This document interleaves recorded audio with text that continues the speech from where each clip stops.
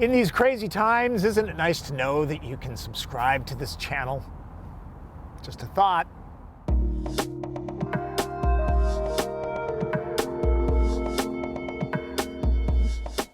Life is an endless string of choices. Many are compromises. Buy an expensive vehicle and it can rule your finances. Go with something affordable and it might feel like settling. Ultimately, it's about personal satisfaction. Here's an interesting conundrum: the Mercedes-Benz A220 4MATIC.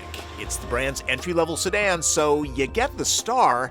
But if you're just trying to impress others, understand that many know the pecking order of the A, C, E, and S class cars, so there's that. Mercedes says pricing for the A220 starts at $32,800, and that's pretty good. However, that does not include destination, and there's no getting around that $995. Plus, you're going to want some options, otherwise you're not getting the full Mercedes-Benz owner experience, right? This one, nicely equipped with all-wheel drive, goes for $46,100, and there's room to go higher than that. There's a slow drip of small charges that add up. You could skip the $720 Mojave Silver paint-up charge, $800 AMG wheels, and the $460 Sirius XM receiver and not miss much. But you'd want heated seats, and that's $580? To equip the A220 to 3-pointed star status, I figure an A-Class will sell for $42,000 greenbacks. It looks good in a sleek fuselage kind of way. It does have that going for it. Under a lightweight aluminum hood, there's a turbocharged 2-liter inline 4-cylinder that produces 188 horsepower, 221 pound-feet of torque, and an unusually coarse engine sound when standing outside the car. More so than most direct-injected engines.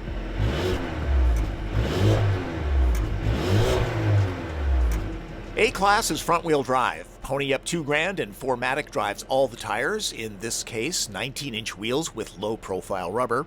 Shifts are done with a 7-speed dual-clutch automatic. There's no manual gearbox. Select your own ratio here. Drive modes are on tap. This car is equipped with the optional adaptive suspension. $850, a bargain for enthusiasts and the indecisive. Once inside, any of that unpleasant engine noise fades away, and the 4-cylinder is pretty torquey, so it's fun to drive in the city. There's solid power off the line, very satisfying. 0 to 60 happens in about 7 seconds. I do wish it had more power at highway speeds for passing, but that is easily rectified by going with the AMG A35 version. Though, of course, that's gonna set you back extra cash. Of course it will. Any doubts that moving up to a C-Class is needed to get a decent Mercedes evaporate after an hour or two behind the wheel. The chassis feels solid, the cabin looks like a mini E-Class, steering is refined and well-weighted. That engine sound really does disappear into a quiet, nondescript thrum, even with the right foot down to the carpet. Here's the thing about this car: it's great in the city, it's fun out in the country, it's kind of a twofer. The compact size is ideal for squirting through congested urban streets. There are advantages to smaller cars. Body movements are well checked, not much roll or dive when chucking it into a curve.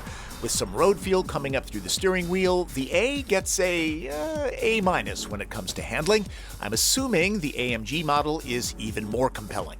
I have this in sport mode, and you can tell the difference. Plus, there are those low-profile tires, and that's a recipe for a very harsh ride. And yet, no, the A220 remains pretty comfortable. This could be a good cross-country machine. Hit a pothole and yeah, it's quite a jolt, but overall this is sporty and comfortable.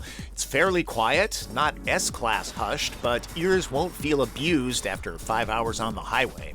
The 7-speed dual clutch is calibrated very nicely, crisp and clean. Sounds like a freshly pressed shirt. And upshifts and downshifts using the manual paddles. Very decisive, very quick, very German. Fuel economy is good. I'm seeing 30 miles per gallon overall, a couple higher than the EPA-rated average of 28 mpg. Premium fuel is specified. Want active electronic safety tech? Automatic emergency braking with pedestrian and bicyclist detection is standard. More comprehensive semi-autonomous technology is part of the $2,250 driver assistance package on this car. The lane keep assist can aggressively push the car back between the stripes, but overall, it's a solid option package. Brakes. Brakes are always important. These are pretty darn good. Also, this does have an automatic engine start-stop system. It's okay. I've turned it off. It's pretty easy to toggle. I'll point out there's a smidge of turbo lag. Nothing more than you'll find anywhere else. You'll want to spend time in the A-Class if only to look at the cabin. Pretty nice in here, except for maybe a few pieces. The gravity of the switchgear is weighty. I touch these vents just to feel the silkiness and hear the faint snick. When they're aligned, Virgos will love this. $310 buys the 64-color ambient lighting package. It's a bargain. These optional seats are comfortable for drivers of all sizes with adjustable side bolsters. Go with the option of wireless charging, and you'll get this phone seat belt. The optional twin 10.25-inch screens, fused to look like one, look spendy. Twin 7-inch displays are standard. The user interface is called MBUX, and it can be controlled a billion different ways, starting with the voice command, "Hey Mercedes." How may I help you? Are there any restaurants nearby that are open? Here are several restaurants. I've always wanted to go to Senior Moose. What can I do for you? Cancel. Select a destination by saying the corresponding number, the name, or the address. You can navigate to an entry, as well as call or save an entry. Further options are back and home. What do you want to do? Cancel, please. There's a learning curve like any other complex user interface. Supposedly, artificial intelligence learns a driver's habits and suggests familiar radio stations and navigation routes at certain times of the day. The screen is touch sensitive if that's your thing. It's a little bit of a reach. Micropads on the wheel, or the touchpad and surrounding buttons too. No shortage of choices. MBUX is much better than Command from a few years ago. There's Apple CarPlay and Android Auto too. That's standard. Fun fact, there was a band named Hey Mercedes in the Chicago-Milwaukee area. I think they've disbanded. Here we go. Please repeat. Stop, please. Speaking of, if you're an audiophile, the $850 Burmester surround sound system would be worth the cost. The sunroof is standard. Usually those are optional. And no one does cup holders like the Germans, adjustable for Red Bull-sized cans and standard ones. Remind me why I always have to test the back seat and never get to drive. Well, being the evil twin, all the evil things you've done means you can't be insured. Forgot about that. Fair enough. I'll test the back seat. It's okay back here. Certainly not an S-Class. I have about a fistful of headroom. Knee and leg room are good. Foot room, a bit tight. The cushion is on the low side, so thigh support could be better. And these door openings are a little bit on the narrow side. Bring car seats on the test drive if you use those. No built-in sunshades, and the door pockets are kind of small. At least there's netting on both seat backs. Phones can be charged, but don't forget adapters. The USB ports are the new C kind throughout the cabin.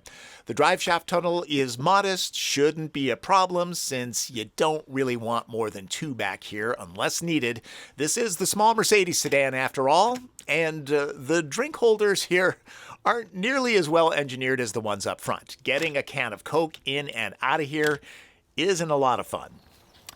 Costco is open and they have plenty of TP, but the folks at warehouse number 1, where I usually do the test, are a little overwhelmed these days. So for the foreseeable future, this test is going to be what it was originally going to be.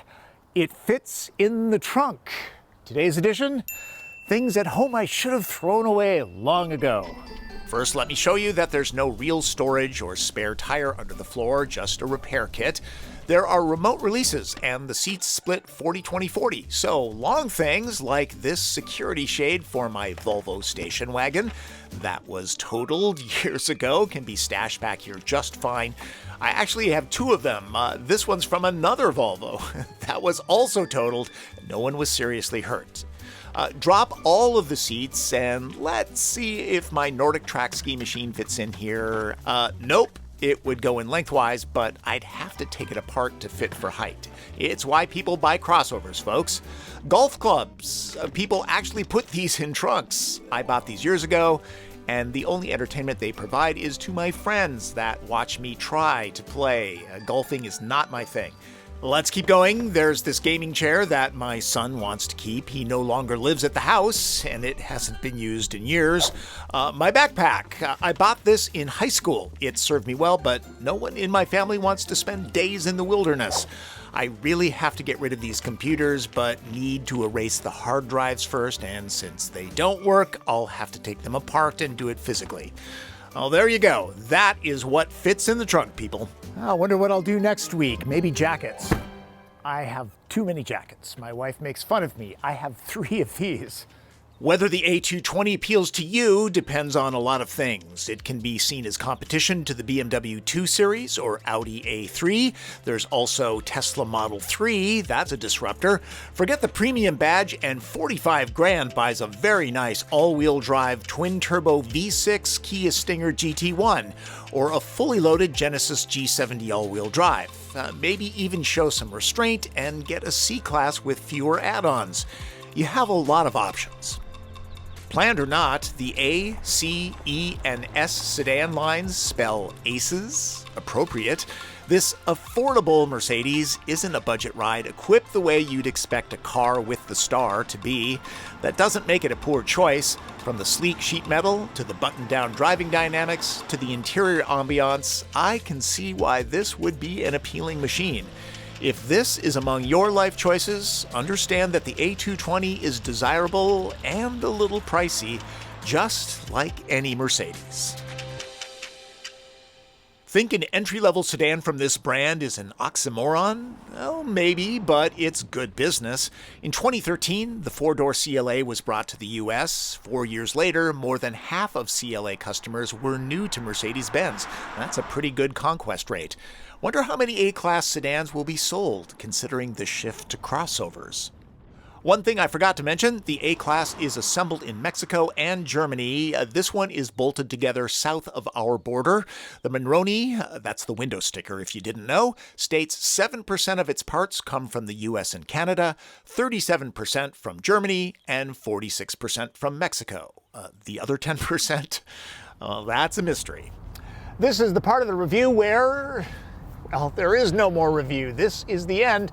Hope you gleaned some information out of my look at the Mercedes-Benz A220 4MATIC. And I do have to say, this is one of those cars that kind of grew on me. When I first got it, I was thinking, sort of expensive for what it is. And then as the days went by, I thought, you know, I could live with this car.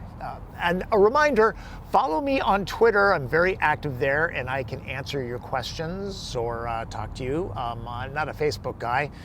Don't know why. I'm just a Twitter guy. And click subscribe and then notifications, okay? I'm not trying to be super popular or anything, but I do put a lot of work into these reviews, and I would like people to see them. Can you blame me? I don't think you can. That's Driven. I'm Tom Voelk.